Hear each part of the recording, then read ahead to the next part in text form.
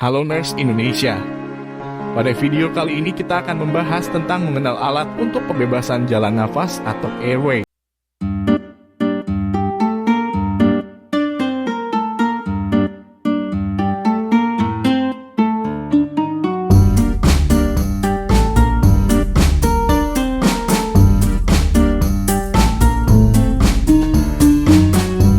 Pada video kali ini kita akan membahas tentang mengenal alat untuk pembebasan jalan nafas atau airway.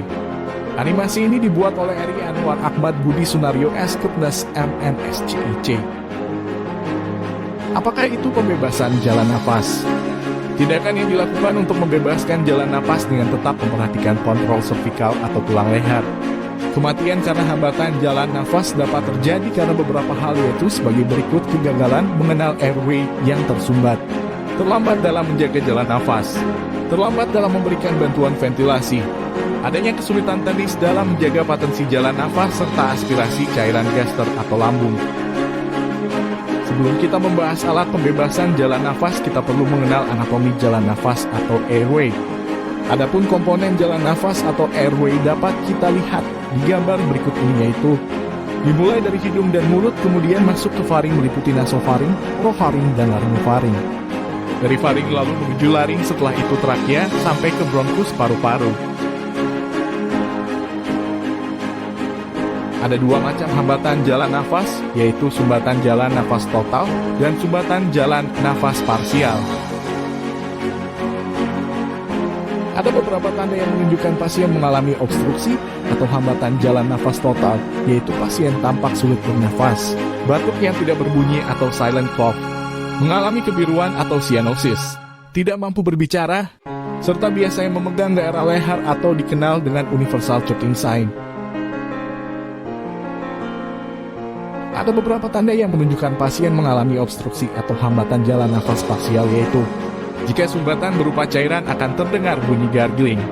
Jika sumbatan berupa lidah akan terdengar suara seperti orang mengorok atau dikenal dengan snoring. Lalu apa saja alat untuk melakukan pembebasan jalan nafas atau airway? Yang pertama adalah suction. Ada 3A yang harus dipenuhi saat melakukan suction, yaitu yang pertama adalah aseptik, di mana kita harus memperhatikan sterilisasi atau kebersihan dari suction itu sendiri. Yang kedua adalah asyanotik, yaitu kita harus menjaga terjadinya hipoksemia pada pasien. Dan durasi suction perlu diperhatikan, yaitu untuk dewasa maksimal 15 detik, dan untuk bayi maksimal 5 detik. Yang ketiga ada atraumatik, di mana kita harus mencegah bahaya akibat dari melakukan tindakan suction. Suction ada dua jenis, yaitu soft suction dan rigid suction yang dikenal dengan long sucker. Alat selanjutnya adalah nasopharyngeal airway atau NPA. Indikasi nasopharyngeal airway atau NPA ini adalah dilakukan pada pasien yang sadar atau setengah sadar, pasien masih ada refleks muntah, serta pasien mengalami tanda obstruksi jalan nafas atau menyungkur.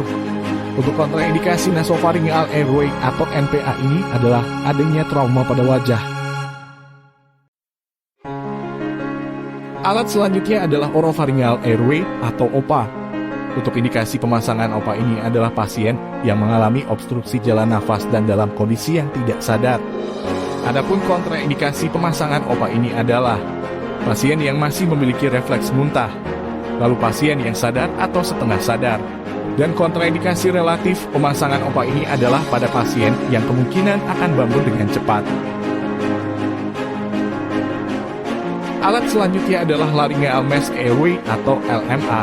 Adapun indikasi pemasangan LMA ini adalah untuk penyelamatan jalan napas pada intubasi yang gagal, memfasilitasi masuknya boji atau ETT ke dalam trakea, memfasilitasi insersi bronkoskopik, meningkatkan oksigenasi sebagai bagian dari pendekatan sekuens cepat jalan napas, serta ventilasi selama anestesi elektif untuk pasien yang berpuasa dengan risiko regurgitasi rendah. Adapun kontraindikasi dalam pemasangan LMA ini adalah pembukaan mulut yang buruk, potensi patologi faring atau laring, compliance paru yang buruk, serta adanya resistensi saluran napas yang tinggi. Alat selanjutnya adalah endotracheal tube atau ETT. Adapun indikasi pemasangan ETT ini adalah pasien yang mengalami apno, adanya usaha napas yang tidak adekuat, pasien yang mengalami takipno, hipoksia, hiperkarbia, dan sianosis, dan juga pasien yang mengalami cedera kepala berat atau skor GCS-nya kurang dari 8. Indikasi ETT juga untuk perlindungan jalan nafas, yaitu di mana pasien tidak sadar, mengalami fraktur maksilofasial berat serta mencegah bahaya aspirasi dan bahaya sumbatan. Bagaimana? Apakah kalian menjadi lebih paham setelah melihat video ini? Kalau kalian masih penasaran dengan materi keperawatan lainnya, saksikan terus video-video terbaru dari channel Nurse hari ini. Dan jangan lupa tekan tombol subscribe, nyalakan loncengnya, klik tombol share, dan bagikan ke teman-temanmu sekarang juga. Sampai jumpa di video selanjutnya.